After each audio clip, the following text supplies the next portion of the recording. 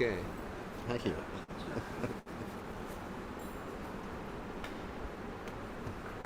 Very well.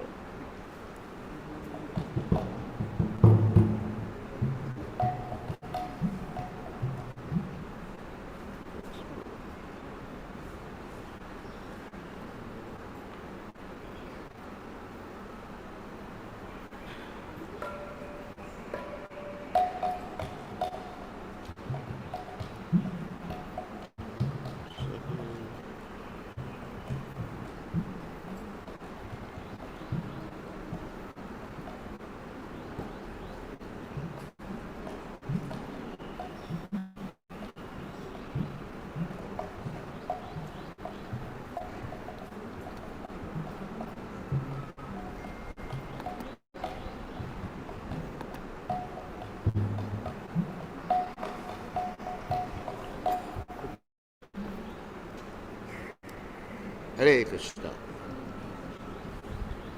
Microphone's not working. It's on. It's on, not working. It's on. I'm not stupid.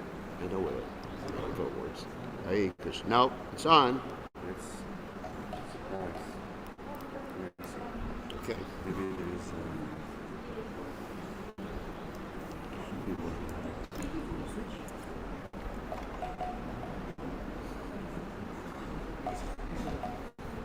This one is working. Yeah. Okay. Yes, sure. Just switch. Hare Krishna. Okay.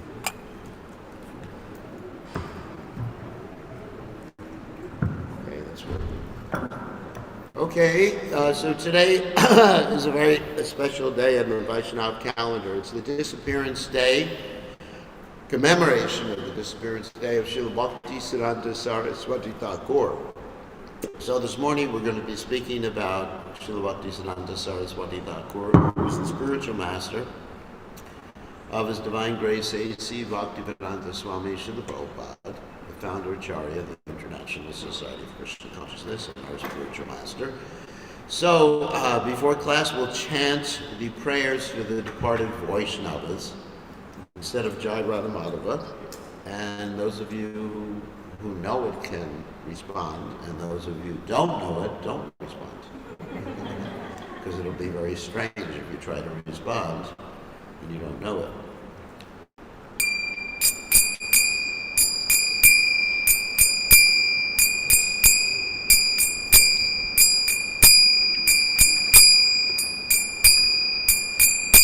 Jayhanino Prematana Koruna Pracho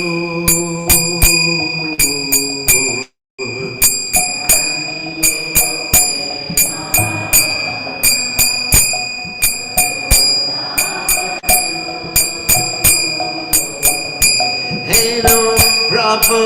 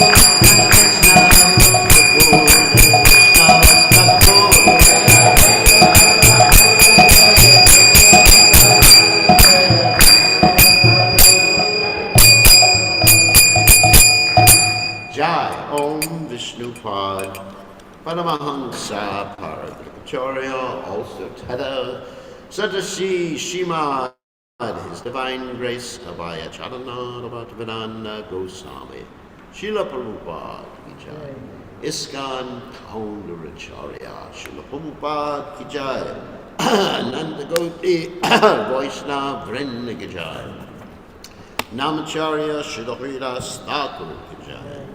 Rem say Gaho Shri Krishna Chaitanya Prabhu-Nityananda Shiveda Gadadha Shivasadi Gaur Bhakta Vrinda Ki Jai Shri Shri Radhakrishna Govardhanath Swayam Mukunda Radhakunda Giri Govardhan Ki Jai Vrindavanam Ki Jai Mathuranam Ki Jai Jagadasami Ki Jai Ivanamai Ki Jai Shivani Lasi Devi Ki Jai, Samaveda Bhakta Vrinda Ki Jai, Gaur Premananda Hari Hari Om. All glories to the assembled devotees, all glories to the assembled devotees, all glories to the assembled devotees, all glories to Shri Guru and Gauranga Shila Prabhupada Ki Jai, Nama Om Vishnu Padaya, Krishna Prasthaya Bhutale, Srimati Bhaktivedanta Swami. Namaste. Saraswati Devi Gauravani Pachani Nivashesha Shunyavadi Pashtati Shatani. So I'm going to read the translation to this prayer to the departed Vaishnavas. And Prabhupada instructed that whenever we are commemorating the disappearance day of a great personality, we should read this prayer. He who brought the treasure of divine love and was filled with compassion and mercy. Where is such a personality as Srinivas Acharya God? Where are my Swarup Damodar and Rupa Goswami? Where is Sanatan? Where is Raghunath Das, the savior of the fallen? Where are my Raghunath Bhatta and Gopal Bhatta? And where is Krishnadas Kaviraj? Where did Lord Gauranga, the great dancer, suddenly go? I will smash my head against the rock and enter into the fire. Where will I find Lord Gauranga, the reservoir of all wonderful qualities? Being unable to obtain the association of Lord Gauranga, accompanied by all of these devotees, in whose association he performed his pastimes, Narottama Das simply weeps. So, Om Gana Timidandasya Gananjana Shlakaya Chakshur Meditam Yena Tasmai Shri Namaha. So we're going to speak a little bit, by Prabhupada's mercy, about Srila Bhakti Siddhanta Saraswati Thakur, who is considered to be a ray of Vishnu. It's really interesting, because the whole story is that Srila Bhaktivinoda Thakur, the great Acharya, was also a Nityasiddha devotee, and I think he's our most prolific author, basically, in the modern days. And he's written so many literatures. I mean, you can't even finish reading his literatures within your lifetime, or within several lifetimes. And Srila Bhaktivinoda Thakur, he would only rest for 1 or 2 hours a night, and he would spend the whole night writing these different literatures. And many of his literatures, specifically I'm thinking of one right now, the Jaiva Dharma, which in a very wonderful way, utilizing different stories, illustrates all the siddhantas of the Vedic literature and Krishna consciousness, and also Sambandha, Abhideya, Prayojana, all the 3 aspects of devotional service, which is the siddhantas, the tattvas, the process of becoming Krishna conscious, and then ultimately Prayojana, the supreme perfection. So, anyway, Srila Bhaktisiddhanta Saraswati Thakur was the son of Bhaktivinoda Thakur, and Bhaktivinoda Thakur, Srila Bhaktivinoda Thakur, was praying for a ray of Vishnu. Why was he praying for a ray of Vishnu? Because he saw that after the 2nd or 3rd generation after Lord Chaitanya Mahaprabhu, things went downhill. As Krishna says in the Bhagavad-Gita, the reason he had to come was because Yoganashta, the science of Krishna consciousness, was lost. In the beginning, Krishna says he taught to Vivaswan, Manu, and Shvaku. I think you all know that verse, right? Imam, Vivasvata Yoga, etc. So, but then he said it was lost. Even though the science was pure in the beginning, it was lost, so he had to come down again. So Lord Chaitanya came, then 2 or 3 generations after that, not completely lost, but for the most part, there are these things called the Apa Sampradayas. Apa Sampradaya means bogus Sampradaya, like bowls and balls. And I'm not going to go through all the details, but some of them were, to give an example, where Saki baking, where men would dress up like ladies. And they were pretty ugly ladies. Because I've been in Vrindavan. And I've seen some of the Saki Bekis, with a little beard, head shaved that day, lipstick. And they were gopis. Or they thought they could become gopis. So there were all these Atibada. Anyway, so all these different apasampradayas, or imitation sampradayas, or sahaja sampradayas, whatever you may call them, they were all over Bengal. People were taking things very, very cheaply.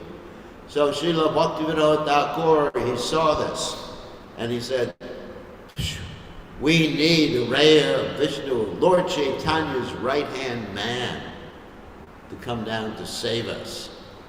Even though Bhaktivinoda Thakur had written many different books illustrating the difference between the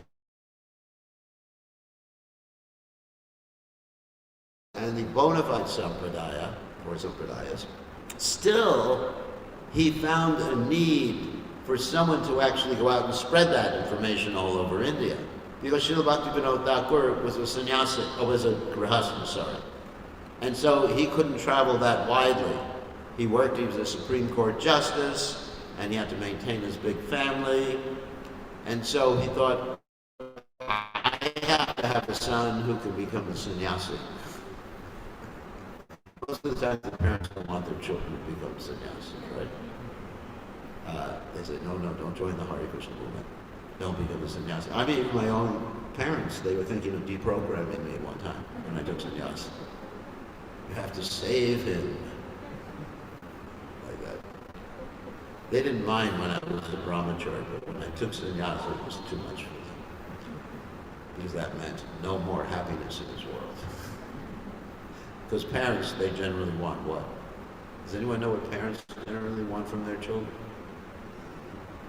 Grandchildren. That's their enjoyment. Nothing wrong with that. I'm not criticizing that. So anyway, so he prayed for Ray of Vishnu, and his fourth son was Bimal Prasad, who later on became Bhakti Saraswati Thakur. And he had all the signs of a Mahapurusha. Now, Mahapurusha signs are very interesting. One has long arms. None of you have it like that. Neither do I. They have long arms and they can stand up and the arms go all the way, the hands go all the way below the knees. It's amazing. And eyes like lotus petals. Everybody's eyes here are just like round marbles. So eyes like lotus petals and, just beautiful features that are just like proportionate to the body. Mahapurush, like Shukadeva Goswami had these signs, and so many great personalities had. Of course, Krishna has these signs too. There's no doubt about it.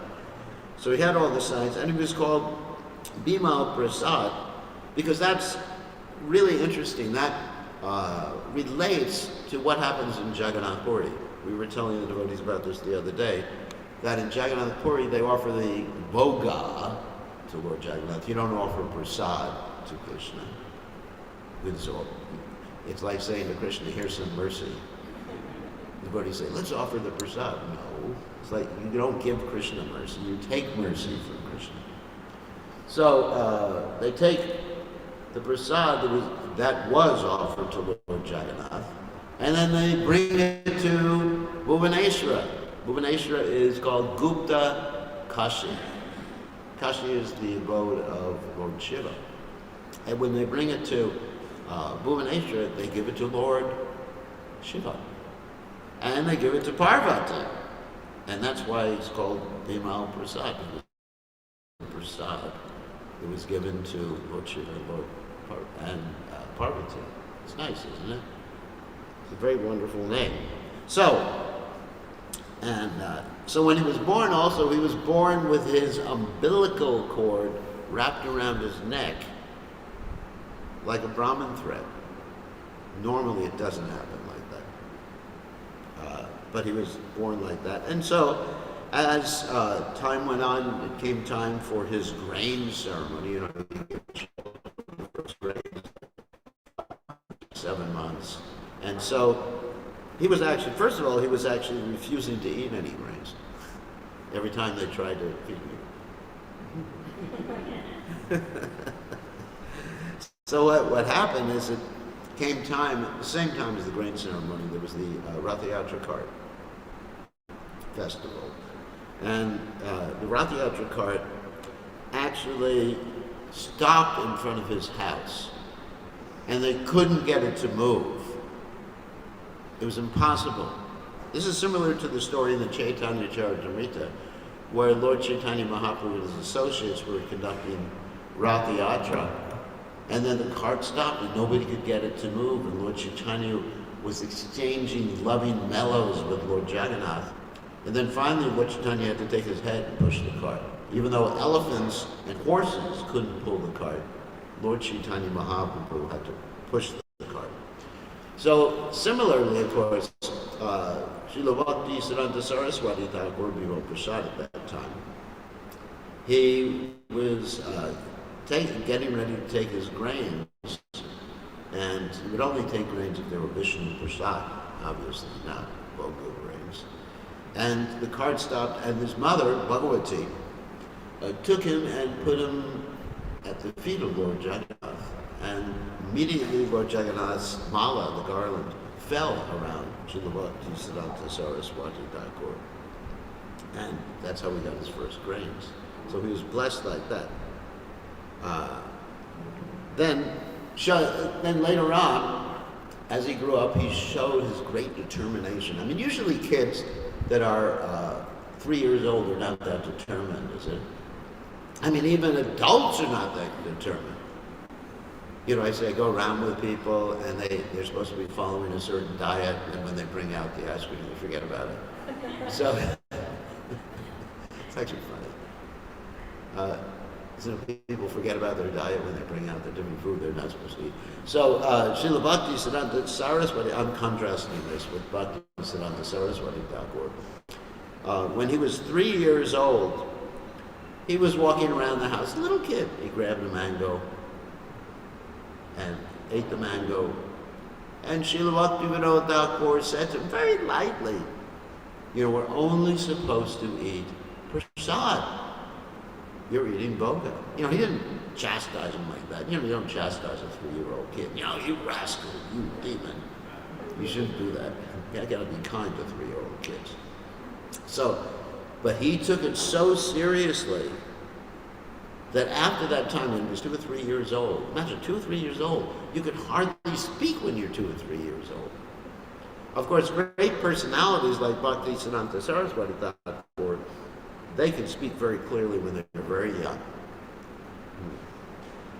Like I have one disciple who was 10 years old, and he practically has most of the Bhagavad-Gita memorized, his own internet TV show.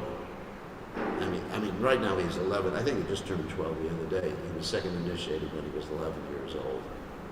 So sometimes you run into these really great personalities, but most of us are not like that. We don't have that much determination. So he took a vow or a promise. How many children at 2 years old can make a promise and keep it?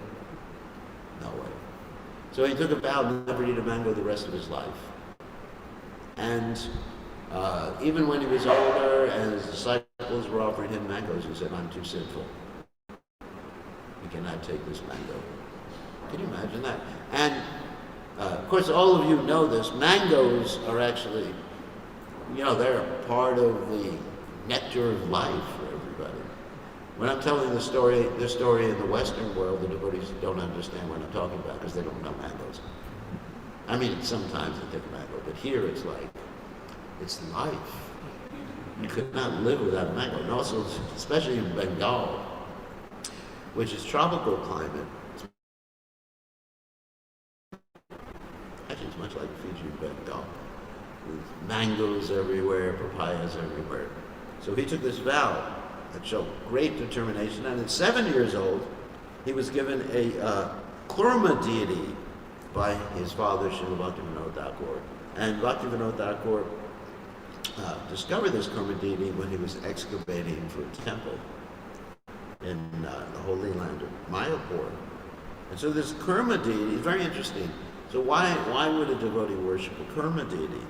Well, a devotee would worship a Kurma deity because the Kurma is the presiding deity of the nectarian ocean of devotional service, Bhakti Ras. It's interesting, isn't it? Different incarnations of the Lord, or avatars of the Lord, are presiding deities of different aspects of devotional service. I'm not suggesting everybody get a Kurma deity today, because Prabhupada never really authorized us to worship Kurma deities. We worship in a way, or deities that Prabhupada authorized us to do. We chant mantras that Prabhupada authorized us to chant. You cannot just pick and choose your mantras. For example, you may go to some of the original Vedas, the Atharva Veda, for example, and you may find the mantras for the Brahmastra weapon. Yeah, it's there. But because you haven't been authorized or initiated, you're not going to be able to create the Brahmastra weapon. The Brahmastra weapon is a weapon that you can fire at someone, and it's like atomic power, but it can be very localized. Like Ashwatam, he fired at Uttara's womb. So it's so powerful, it can destroy a whole world, but it can just kill one person. So there's all these mantras. You cannot get any potency from chanting a mantra unless you've been initiated by the proper person in that mantra.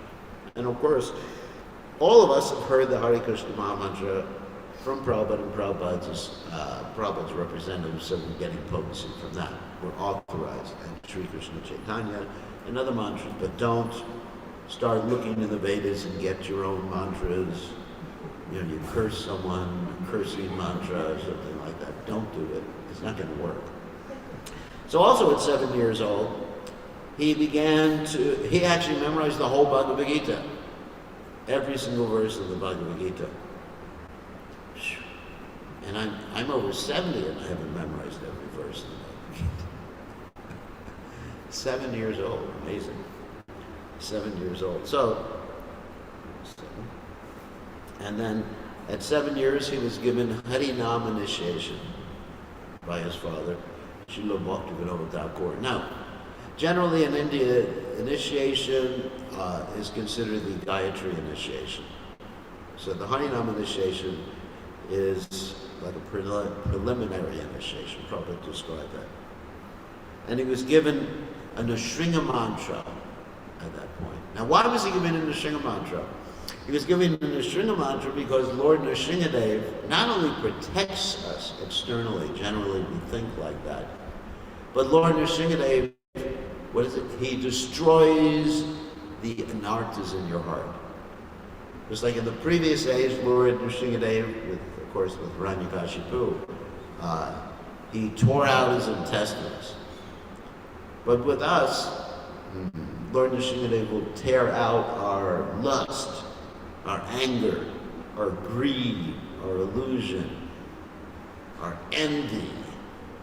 So we should pray to him like that. Because that's the real protection.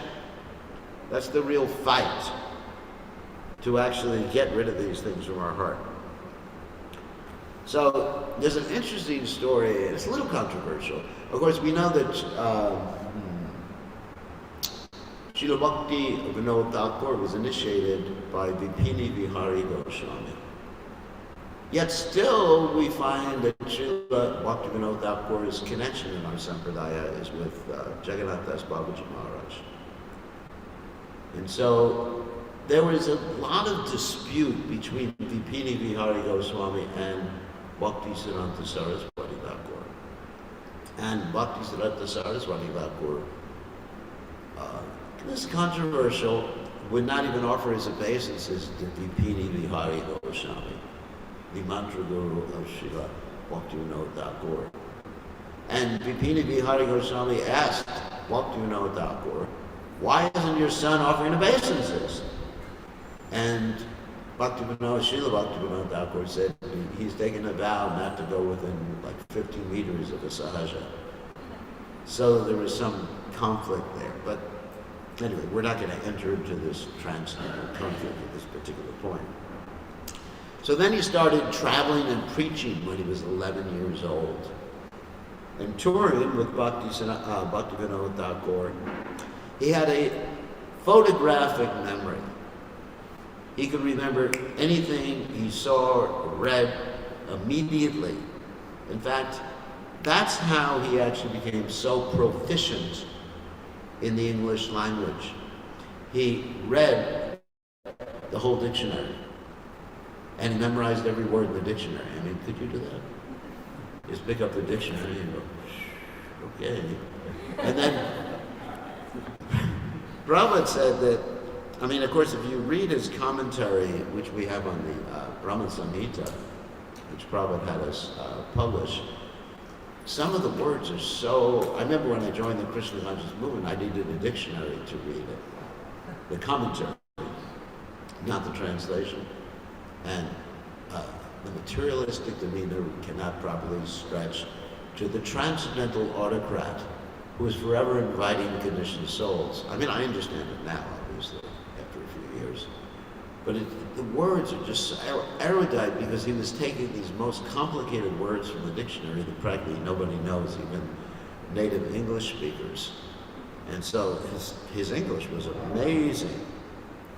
And one of the things he studied when he was very young was astrology.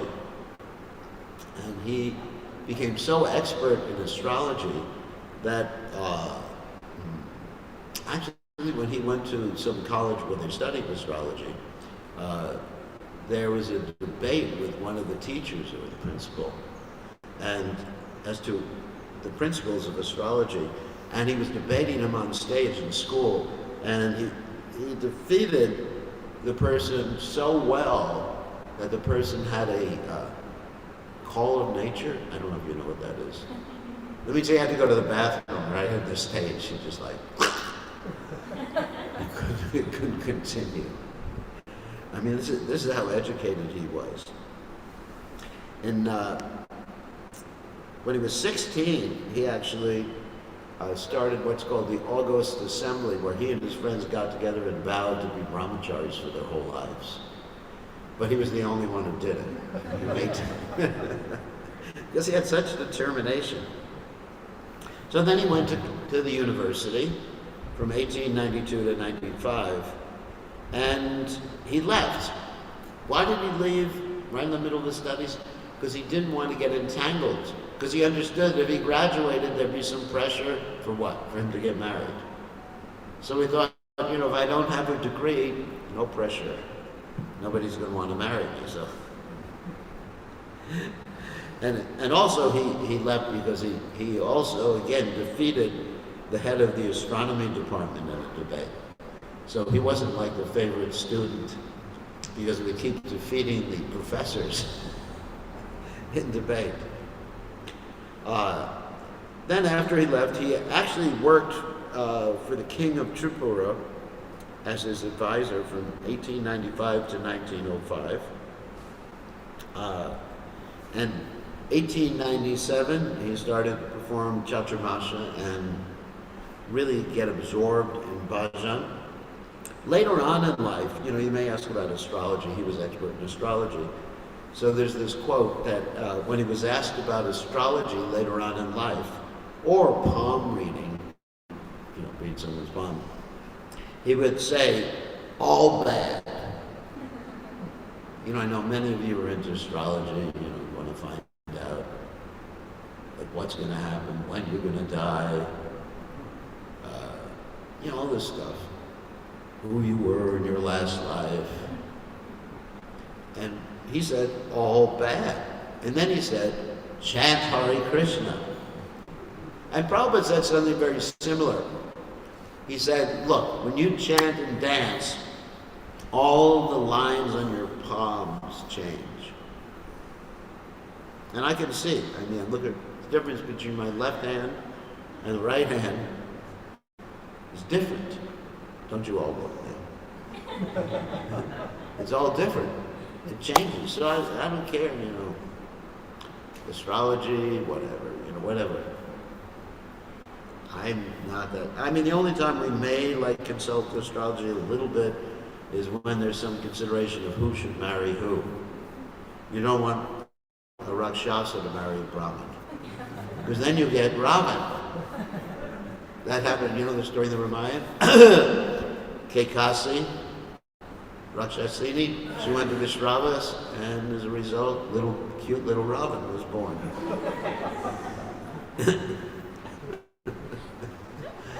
So you got to say, what is someone's nature? Are you a demon? Okay, here's another demon you can marry. Compatible marriage. Don't marry Brahmins with demons. So, and then in 1899, he met his spiritual master, Gorkashore Das Babaji Maharaj. And Gorkashore Das Babaji Maharaj was a disciple of Bhagavad-Das Babaji Maharaj, who was a disciple of Jagannath Das Babaji Maharaj. So it's really connected with Bhaktivinoda Thakur, because in Bhaktivinoda Thakur's case, his substantial guru was his Siksha guru, not his Diksha guru. And substantial guru was Jagannath Das Babaji Maharaj. And when Srila Bhaktisiddhanta Saraswati Thakur met Gorkashore Das Babaji Maharaj, Gorkashore Das Babaji Maharaj gave him a tiger hat. Don't ask me why. But a rope for chanting Japan, because they had knots in the rope. He wasn't using beads at that particular point. So then he was told by his father Srila Bhaktivinoda Thakur, you should accept initiation from Gorkashodas Babaji Maharaj. And Gorkashodas Babaji Maharaj did not have any disciples, nor did he want any disciples. You'll find this in other cases too, like Lokanath Goswami, who was approached by Narottama Das Thakur, and Lord Chaitanya had to personally tell him to give initiation. So what happened is that Bhaktisiddhanta Saraswati Thakur went to Gorkashodas Babaji Maharaj and said, I want initiation. And Gorkashodas Babaji Maharaj said, well, I really have to ask Lord Chaitanya Mahaprabhu. And so come back in the future. So he came back a second time and asked Gorkashodas Babaji Maharaj, so what did Lord Chaitanya say? And Gorkashodas Babaji Maharaj said, I forgot to ask. And then he came back another time, and Gorkashodas Babaji Maharaj said no. And then Srila Bhaktisiddhanta Saraswati Thakur was ready to leave his body. He said, if you cannot give me mercy, there's no sense to my life. And finally, Gorkashodas Babaji Maharaj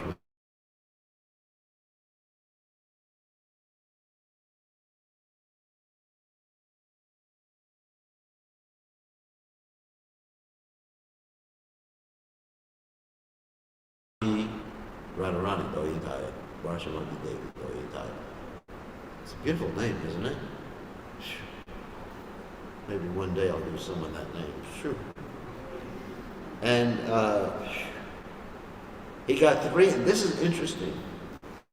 He got three instructions from his guru at initiation.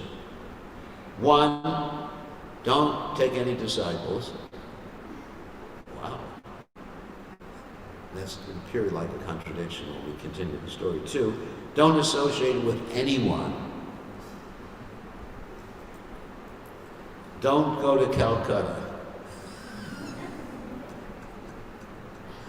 So, but here he's supposed to be a preacher, No disciples, no association, don't go to Calcutta. Because Srila Gorkashodas Babaji Maharaj, he was so adverse against Calcutta that when he was losing his eyesight, there was an arrangement made for him to have a doctor in Calcutta. And Thakur said, all right, you should go to Calcutta. And he said, I will never go to that place of Kali. So, and then Bhaktivinoda Thakur said to him, I'll send your servant to take care of you. And then Gorkashodas Babaji Maharaj got so upset that he was going to be served by someone. He just disappeared for some time. Nobody could find him because he was so upset that he would have to take service from his disciple. I mean, such humility he had. So I'll explain how Bhaktisiddhanta Saraswati Thakur followed the order of the spiritual master. The first one is no disciples. Well, he didn't consider his disciples to be his. Because as I mentioned several times before, that if one thinks that they're guru, they're guru. Because one is simply serving. I mentioned that in the first class here. So he did not consider his disciples to belong to him, which is really important. That's actually an important part of the guru. Two, don't associate with anyone, because he was always associated with Lord Chaitanya Mahaprabhu. He was only associated with the people's souls, not the gross elements, not the modes of nature. And three, don't go to the world of Maya, Calcutta. He actually always was in Vrindavan and Mayapur by his consciousness, because you are where your consciousness is. You may be in Vrindavan, but if you're thinking of your Fiji, what is that song? My Fiji, your national anthem, right? Then that's where you are. You are wherever you're thinking of. So, in other words, he never went to Calcutta, even though he established a giant math, Udadanga Math, in Calcutta. He never went to Calcutta. So here's some more history about his life. In 1898, he went to Jagannath Puri with his father and gave classes on the Chaitanya Charitamrita. But there was a bogus sadhu there named Radha Ramanacharana Das Babaji, who came up with a bogus mantra. Nitai Gaur, Radhe Shyam, Hare Krishna, Hare Ram, Japa Hare Krishna, Hare Ram. Don't repeat that one ever. And he introduced the Saki Beki type of process where men, I mentioned before, men dress up as women. And Srila Bhakti Siddhanta Saraswati Thakur preached against them, but because this particular individual was so popular, there was a riot in Jagannath Puri, and they threatened the life of Bhakti Siddhanta Saraswati Thakur, who had to be sent away basically in the middle of the night to save his life. And after some time, this Radharaman Charani Das Babaji, he died from something like leprosy because he had offended Srila Bhakti Siddhanta Saraswati Thakur. So he still wasn't a sannyasi at this point, still brahmachari. So he wanted to understand why or what type of sannyas was required to preach. Because the standard type of sannyas, oh my God, it's almost time. We have a little extra time this morning because it's an important day. They can take a little extra time to read the deities. Because it's important I am able to tell more of these things today because I can't just stop right now. So it was important because the standard type of sannyas Vaishnavas then was the Babaji sannyas. Babaji means when you wear like a lungi. You know what a lungi is? That means a long gamsha. And you just have a little shawl and you're Babaji, you just chant Hare Krishna, which is nice, nothing wrong with that. But Bhakti Siddhanta Saraswati Thakur, he wanted to preach. So he wanted to see how should he dress to preach. Because Vaishnava sannyas was not so appropriate for preaching. Can you imagine I come here to Fiji in a lungi? And most people in India, and even today, they recognize saffron as indicating something. Like I can go to Govardhan and they all know Swamiji, Swamiji, Swamiji, like that. So they recognize that. The colors mean something. But in our Vaishnava Sampradaya, there wasn't saffron. It was only white. Everybody. White. So therefore he wanted to figure out how to institute sannyas dress. So he wanted to study in South India with the Ramanujacharya devotees from 1904 to 1905. And he studied their type of sannyas. They wear saffron, of course. And also he studied the Ramakrishna mission, which is, bogus. Don't tell anyone outside. Of course, you don't have many Bengalis here, because Bengalis will kill you if you tell you something like that. They consider Ramakrishna and Vivekananda to be great saints, but they weren't. They were simply bogus. So we studied them, and then he actually took sannyas from a picture of his spiritual master who had passed away previously. Well, actually, no. He didn't take sannyas at that time. Sorry, I got the time frame a little wrong. So in 1905, he started chanting 192 rounds a day. And in Radhakund, in Rajapatna, which is actually Radhakund in Mayapur. And actually was dressed in green at that time, which is the color, which is also a Renansit color. And he had dream, while he was trying to chant 1 billion rounds, he had a dream in which the Panchatattva came to him and said, go out and preach and make disciples. So in 1906, he initiated his first disciple. And then in 1911, he was asked by his father, Srila Bhaktivinoda Thakur, to go to this place called Minnapur, in which they were having a discussion as to whether Brahmins were superior or Vaishnavas were superior. So Srila Bhaktisiddhanta Saraswati Thakur was very tricky. He first started glorifying the Brahmanas in this assembly, and all the Brahmanas let their guard down. Oh, he's good. He's good. And then he really showed that Vaishnavas are automatically better than Brahmins. Automatically Brahmins are even better. And there was this argument, and he defeated everybody, and everybody got so ecstatic, all the audience got so ecstatic, they rushed up to touch his feet, and it was dangerous for him. So the police stopped him.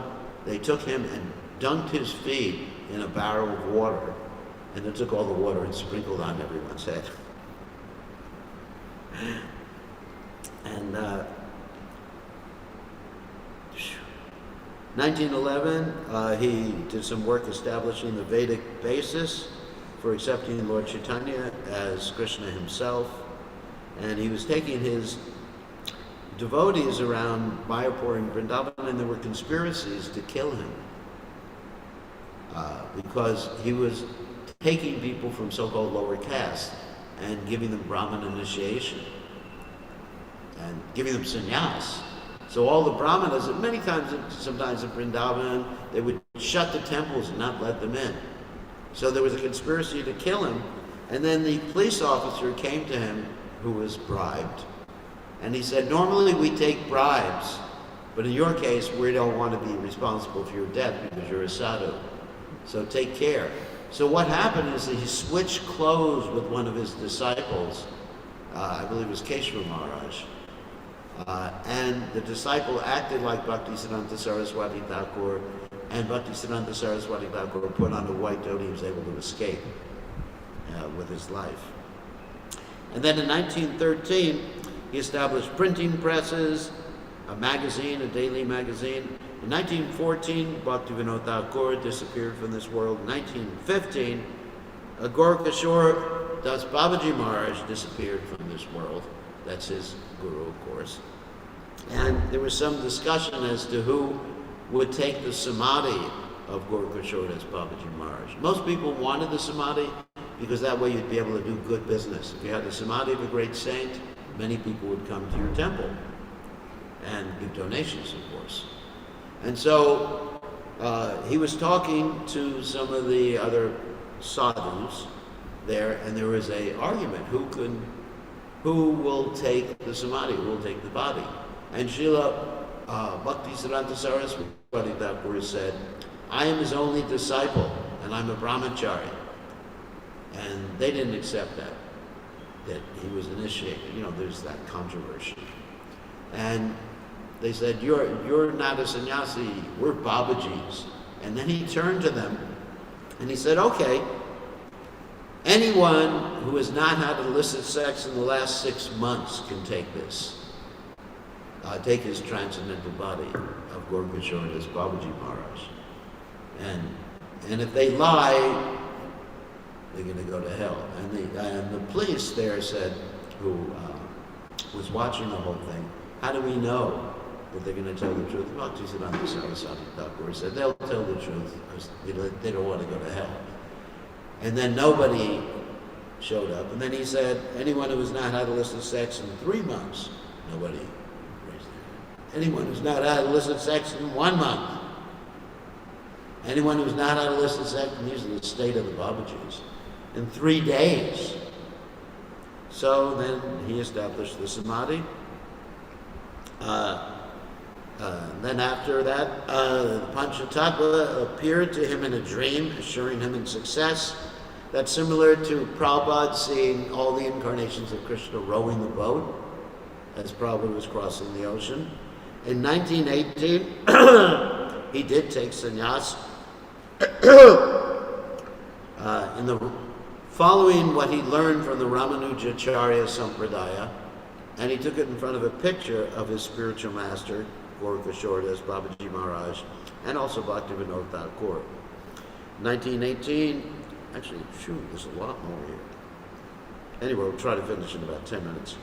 He established the Ultadanga Moth in Calcutta, and he lived on the roof of the moth, very simple living. And in 1922, something very wonderful happened. He met Abhay Charan on the roof of that temple in Calcutta. And Srila Prabhupada said to Srila Bhakti Siddhanta Saraswati Thakur, who will hear your Chaitanya's message while India is still a captive nation? And Srila Bhakti Siddhanta Saraswati Thakur explained to Srila Prabhupada and defeated Prabhupada. And then Prabhupada accepted him in his heart as a spiritual master.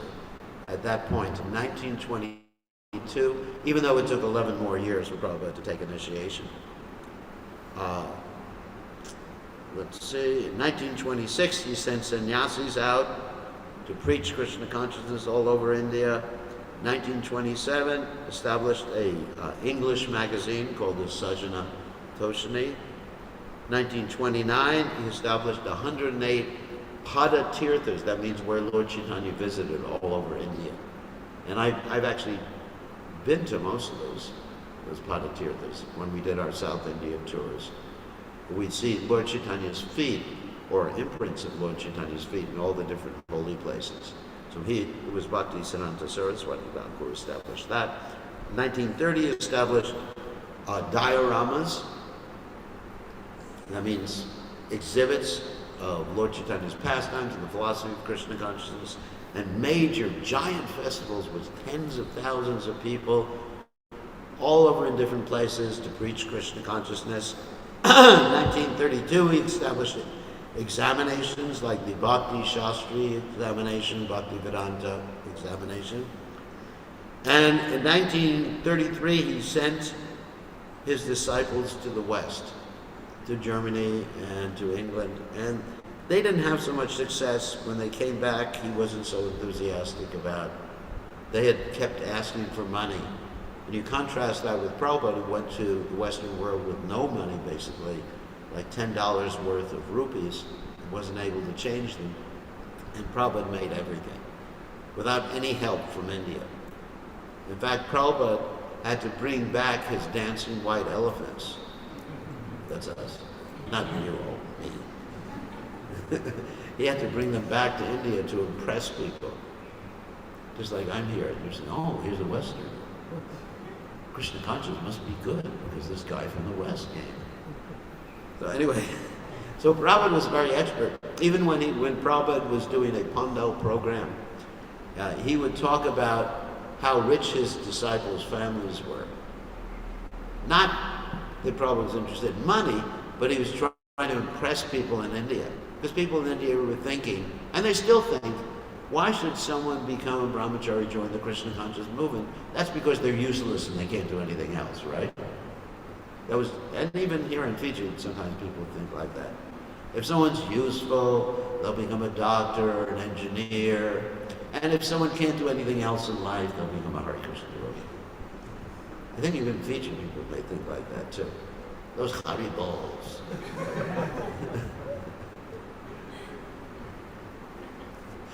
I mean, people don't even understand. They think that if someone's married, the husband's name is Hari Bol. Isn't it? They say, can you ask your Hari Bol to come here? You ever seen that happen?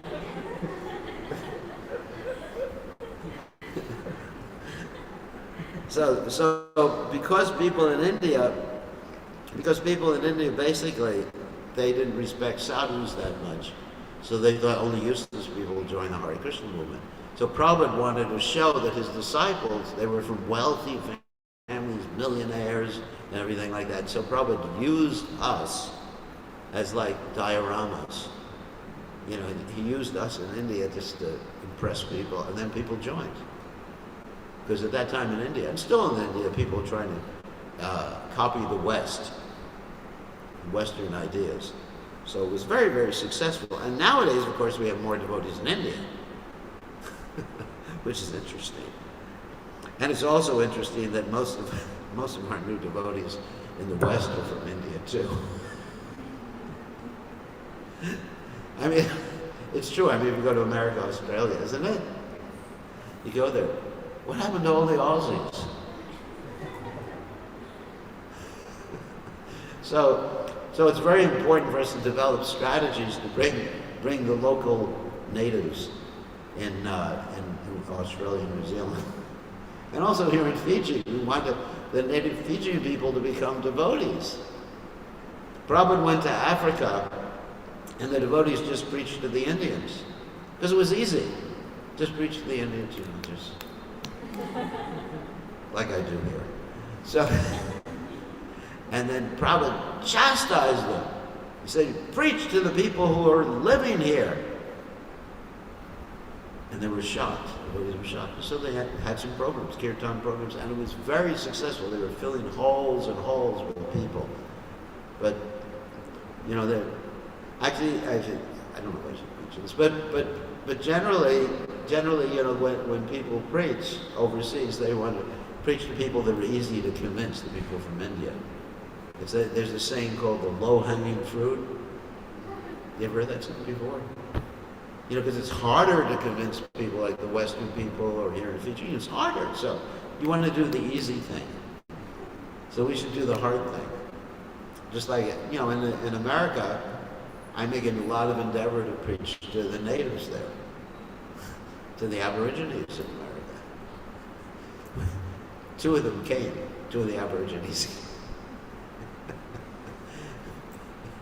That's actually funny. Anyway, sorry for the humor.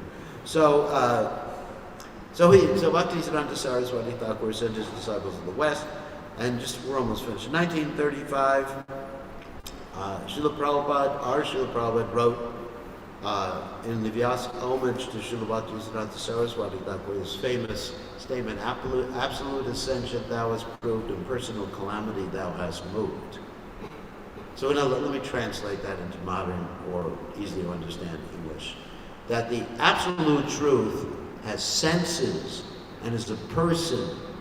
And Bhaktisiddhanta Saraswati Thakur proved that in his writings and removed the impersonal understanding, which is a calamity, disaster. That's what a disaster is.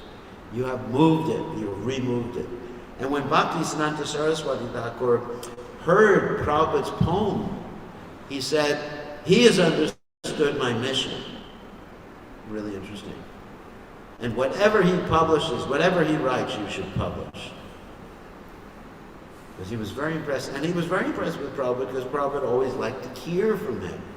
Even when other devotees, they were going sightseeing to go to this temple or that temple in Braj, then Prabhupada just stayed, even though he was practically alone with his guru, because everybody wanted to go see different things. You know, people come to Fiji, they want to see different things.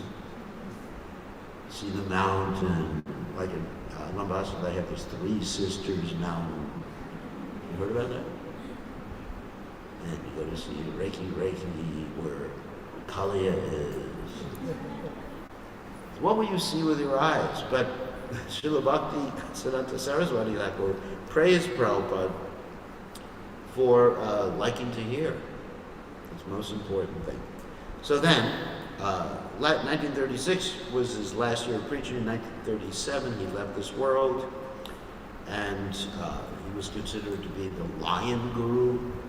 A lion guru because he would walk up to people who were preaching impersonalism and pick them up by their, the shirt and say, "What are you doing?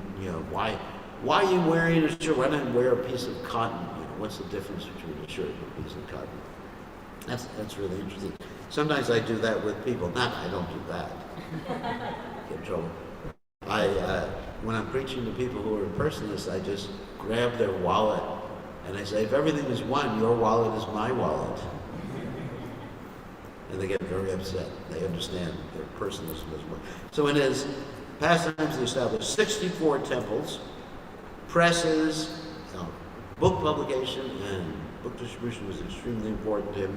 He considered the printing press to be the Brihat Mridanga, the great Mridanga, that could be heard all around the world. Prabhupada followed his footsteps. Prabhupada got the instructions from him that if you ever get any money, if you could sell the marble from the temple, you should do that to print and distribute books. So he established many exhibits.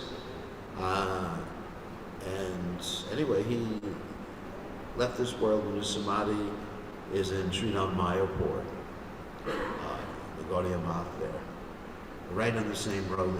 The road is called the Bhakti Siddhanta Road, road, where our temple is, and the Gaudiya Math is there, where his samadhi is. So today we should dedicate ourselves to his mission, which is spreading Krishna consciousness all around the world. And it was his order to Srila Prabhupada to preach in English and preach in the Western world. That is the cause of us being here today. If he hadn't told Prabhupada that, we wouldn't be here today. If Prabhupada hadn't taken his order as his life and soul, we wouldn't be here today. We would all be just like lost in this material world. So, should we take questions or should we end? Questions? I mean, it's a festival day. It's all right to greet the deities a little later. It's not a disaster.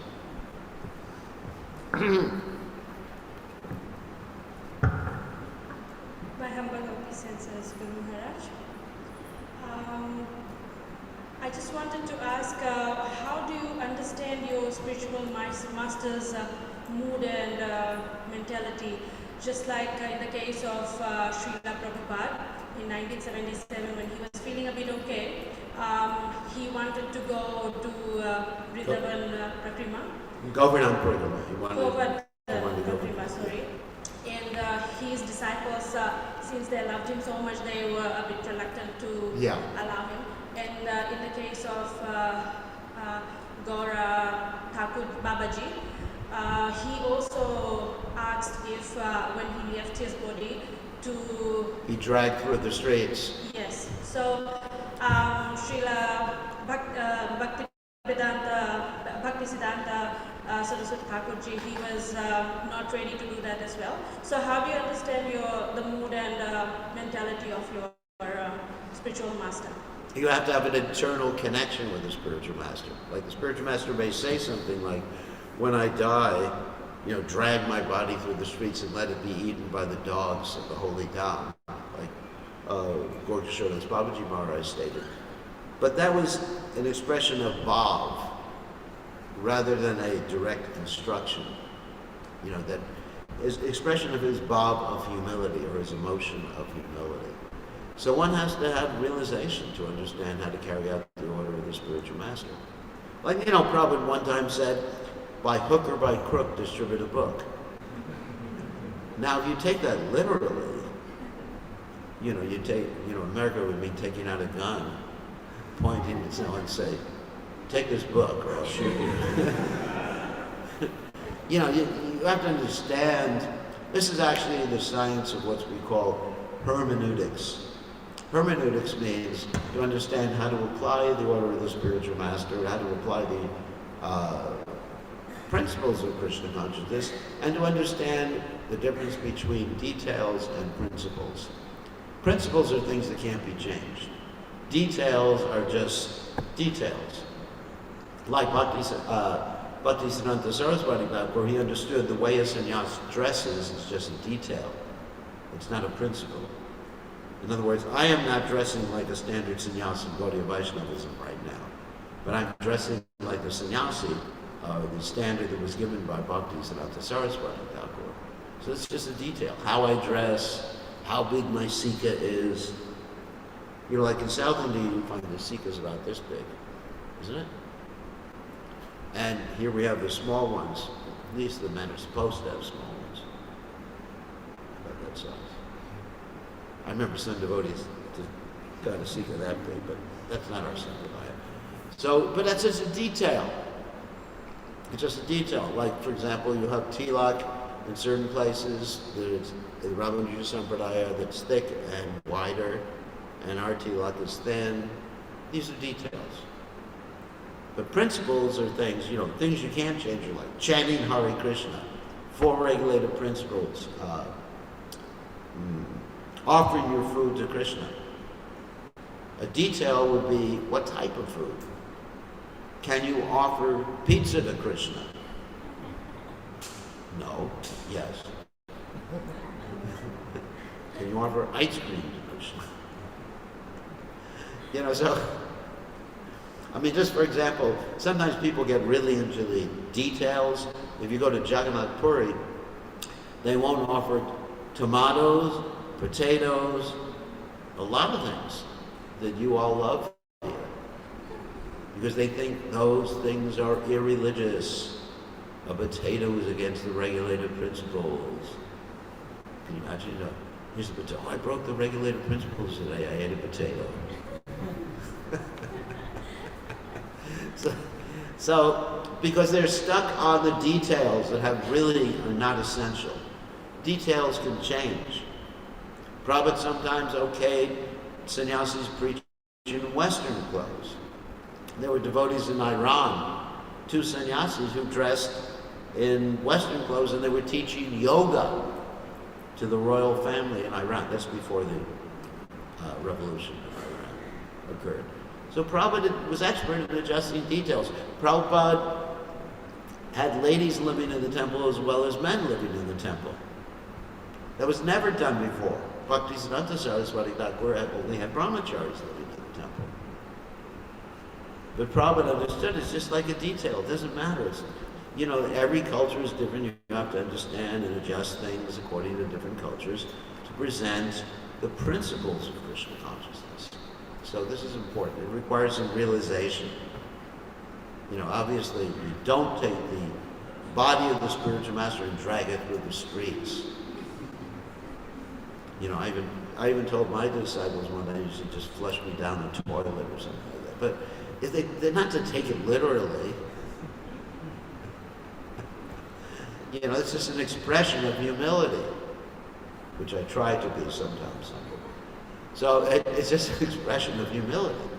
So you really have to have some realization to understand the order of the spiritual master. That's all. Okay?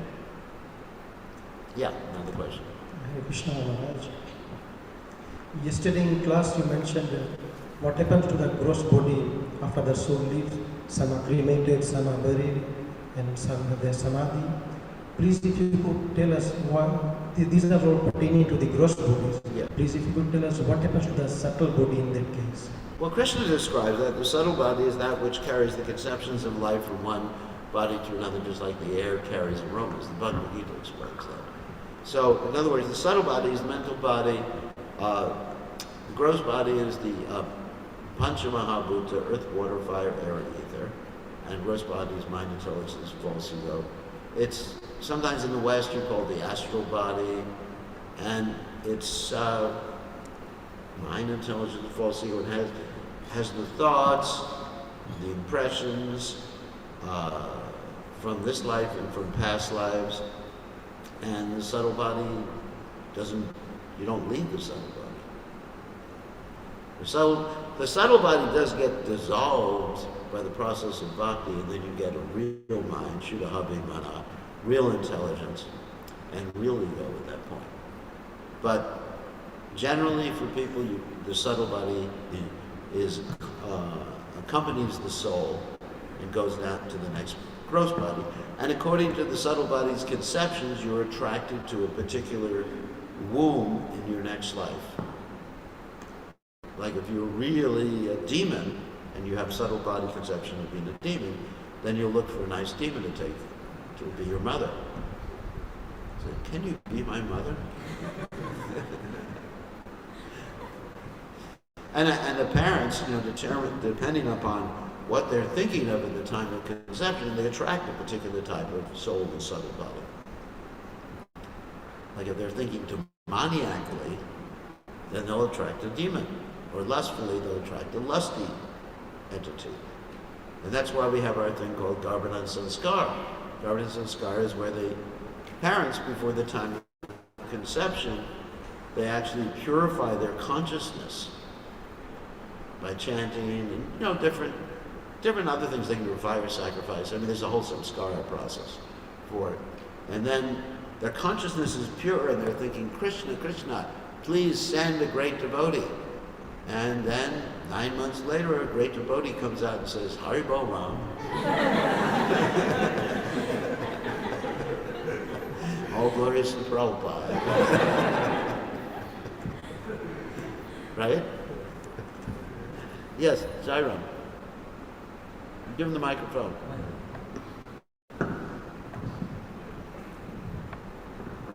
Hare Krishna. Maharaj, you mentioned that Bhaktisiddhanta Saraswati Thakur Maharaj was very strict on illicit sex life. He said anyone who doesn't know, he can only give samadhi to his guru. And we also mentioned this when we give initiation. One of the principles is no illicit sex life. But could you elaborate on this? What does it mean? I'm a sannyasi. I mean, what? Leave it to the grahastas to explain that word. But that means one. All right. Do you really want me to answer the question? So that means that one should not have sex life. I think everybody knows what that means. Outside of marriage, and the highest standard is that for procreation. But Prabhupada understood that one should be loyal to one's wife, and the wife should be loyal to the husband. And I'm not going to get into the details because it's, Prabhupada is very lenient, and there's higher standards and lower standards as far as that's concerned. But the main thing is that the purpose of sex is for children. We have different we have different organs in the body. The purpose of the mouth is what? To eat and to speak. If I use the mouth for something else, that's my right, but it's not the proper use of the mouth. I mean, I can use my mouth to cut wires or something like that. Just like yesterday, I was fixing some of the wires in my, some of the wires for my electric shaver. I got a new adapter, and I was thinking, should I use my teeth? And I thought, no. Then I found something else. So the proper use of the teeth is not to fix wires. So there's a part of it, every part. This is how I explained to the university. It doesn't go over too well, but I explained that each part of our body has a specific use. So use it for the part. So the sex life is made for procreation. That's all. And there's higher and lower standards, and we need Krishna conscious children. The Grahasta's business is to have children, isn't it? Without children, Grahasta life is dry, isn't it? It's like a desert.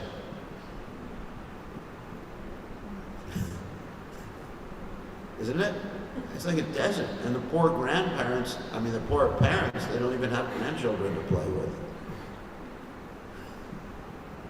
I mean, it's true. I mean, how do you engage something in Krishna's service? There has to be some service.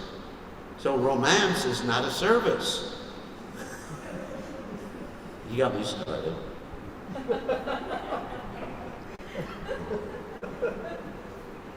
How is a romance? How can you offer romance to Krishna unless it's between Radha and Krishna?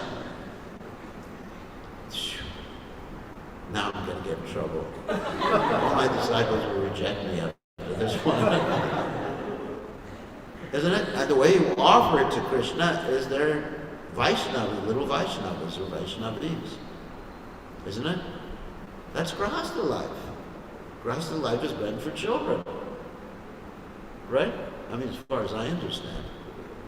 It's not meant for, romance, forget about the children, kill them all in the womb, and we can just go on vacation together forever, to Fiji. Isn't it? It's Hare Krishna. I mean, I don't think I need to teach everyone about the facts of life here.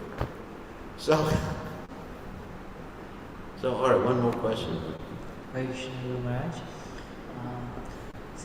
Since Srila Bhakti Siddhanta Saraswati Thakur Prabhupada was considered to be a lion guru, but then when he was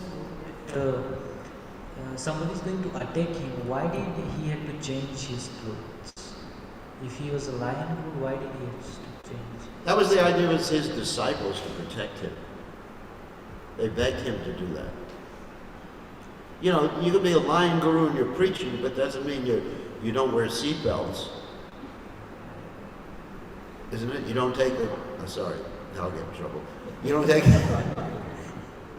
all right, I think you know what I was going to talk about. You know, just like someone's wearing a mask. You're not a lying guru because you're wearing a mask. If you were actually fearless, you would go into the COVID wards in the hospital and breathe the air. And Krishna will protect you. You actually were depending on Krishna. You know, it's not that he's lying guru who's preaching, but you got to take care of your health too. You got to protect yourself. You know, so I believe in Krishna, so I'm going to jump off the building. You know, I would do the same thing. If the people were going to attack me, I would just tell one of my disciples, you get killed instead of me. No. Lying guru doesn't mean he's a kshatriya. It means that his preaching, you understand the difference? His preaching, he was fearless. But not that you don't take precautions for your body. He went to doctors. I mean, he basically didn't like doctors that much. Sorry, 30 doctors. Prabhupada actually told the devotees at the end of his pastimes, whatever you do, don't take me to the doctor. Actually, it's interesting, on the internet, one of my disciples just volunteered to die for me, so he just sent me a message. It was Gopal. But I don't think he's actually being truthful. So, okay, anyway, I think it's time to end, and today, I guess at midday we have Pushpanjali and everything. Is that right? Pushpanjali is the worship with flowers that's in honor of the person who passes away, the great Vaishnava who passed away. So that'll be done at noon. And it's fast, half a day. Okay, I think that's it. All glories to His divine grace. Srila Prabhupada Ki Jai, Srila Bhakti Siddhanta Saraswati